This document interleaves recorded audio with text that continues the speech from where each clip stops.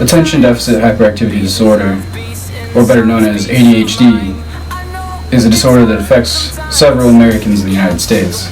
It's classified as a neurological behavioral disorder and affects roughly 11% of children and 4% of adults.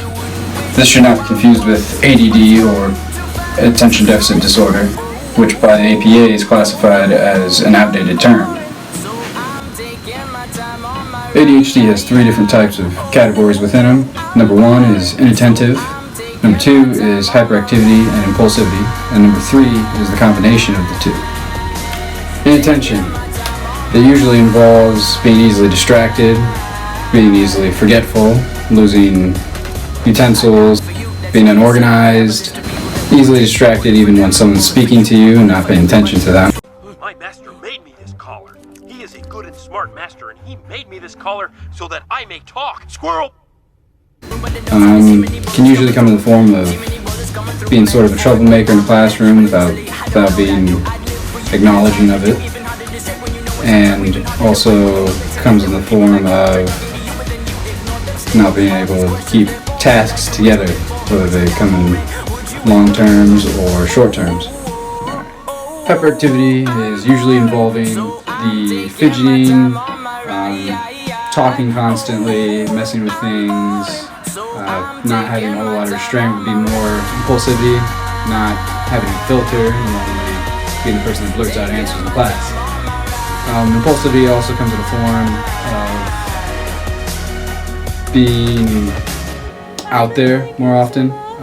Usually the person that stands up in class, can't sit down. It's a mix of impulsivity along with hyperactivity, which would be the second category in ADHD.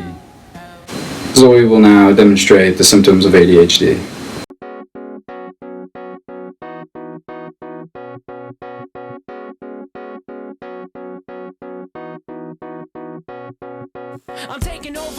Catherine is a normal student, and Zoe is a student who has ADHD.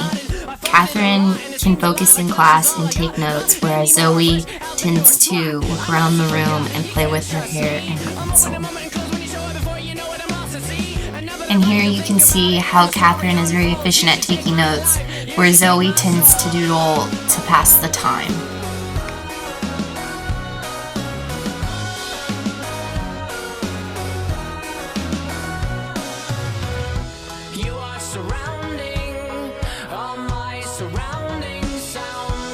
Inattention leads Zoe to not be able to focus on just one thing for a long period of time, or either she ignores what she's supposed to be paying attention to and pays attention to many other things.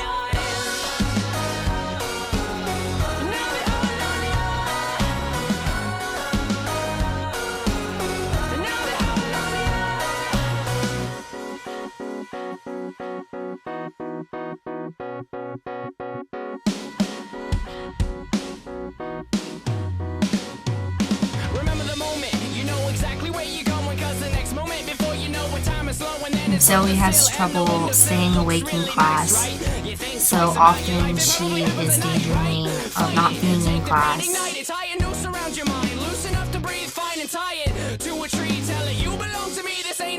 She's daydreaming of not being in class, reading a magazine, which is something that she fantasizes of doing. She unfortunately now does not know what is going on in class.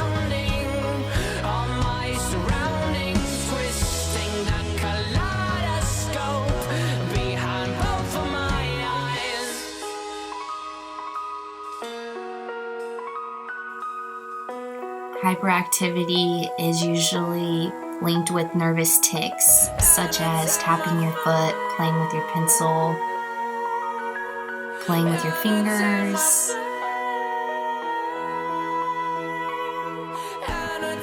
And it often can be distracting to other students or others around her.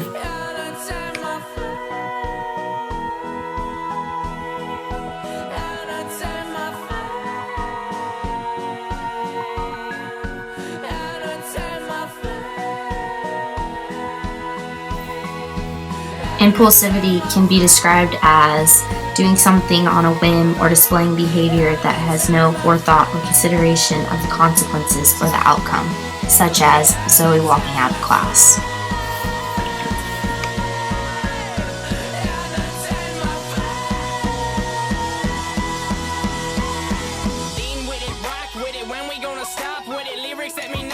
And here, Zoe is extremely annoyed and frustrated. She is getting very impatient. She is realizing that Catherine has written down an incorrect answer. Decides to get up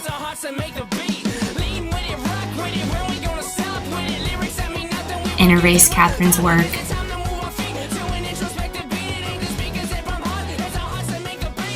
Putting down her answer, which she feels is the most correct. And now you can see how inattention affects Zoe in her day-to-day classroom activities.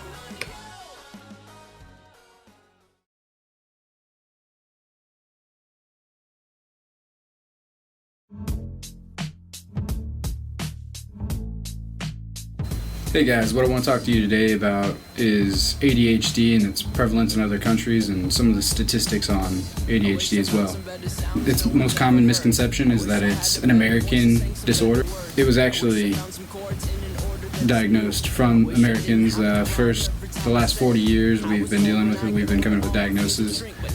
The American Diagnostic Statistical Manual is the diagnostic test that we use to figure out if someone has ADHD or not. It's closely related to ADD, attention deficit disorder, but attention deficit disorder is actually an old term, no longer relevant. The misconception is that Americans are the only ones that have ADHD and it's just an American problem, no other countries have it. But some of the studies coming out now are kind of shocking. They show that a lot of other countries are dealing with ADHD at the same rate, if not more, or higher than Americans are.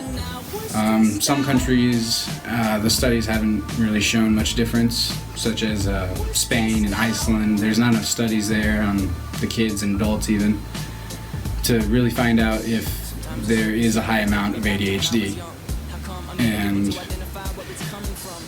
that's one of the offsetting parts of it. You know, they have to have more studies, but the studies on almost every other country. For instance, a lot of America's allied forces and stuff, you know, those countries, France, Italy, Britain, Germany actually is one of them.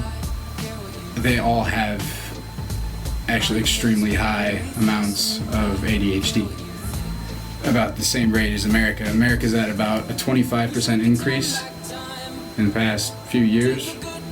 Germany, for instance, in 1998, their prescriptions, daily prescriptions for ADHD pills were around 10 million a day. By 2008, they had about 53 million prescription pills for ADHD. And that's not the only one. The UK, well, around 1991, they had around 200,000. By 1995, they had 1.53 million prescription pills a day for ADHD. One of the problems with this is because of the DSM, the way they test it, there's 1 through 5. They've been improving on the tests. Number 1 was kind of more detailed, but number 5 is a lot more broader, a lot more people grouped in with it. It's kind of more generalized. But what we're coming to find is that a lot more people are actually having ADHD being classified by this diagnostic. Therefore, a lot more people around the world are developing it.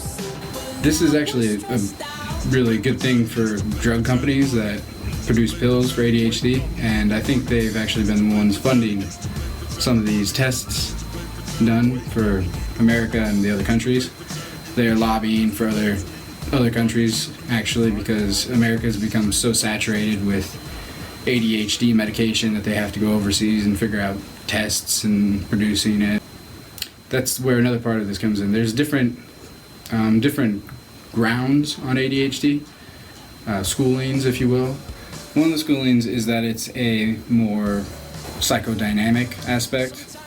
It has to do more with behavioral and environmental aspects, whereas the other end is kind of the complete opposite. It's more a neurological and chemical, biological development, which is where the drug companies actually are coming from. They're pushing more for that so that they can push stimulants into the system so they can make profit. One of the studies showed that in Chernobyl, they were doing testing on kids in Chernobyl around that area after everything happened, the explosion and all. They found that the children around the Chernobyl area actually had about 2 to 3 times higher ADHD than American kids, which are rated the highest out of everything, out of all the world. Highest ADHD rates in America.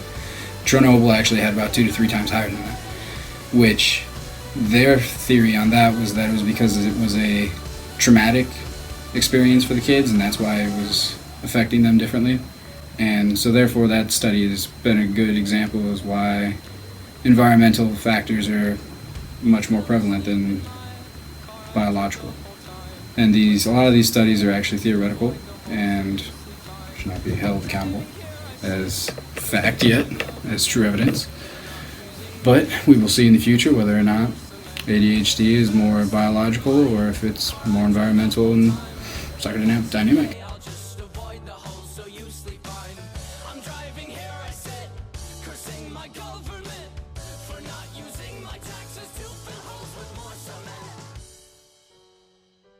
Sometimes you got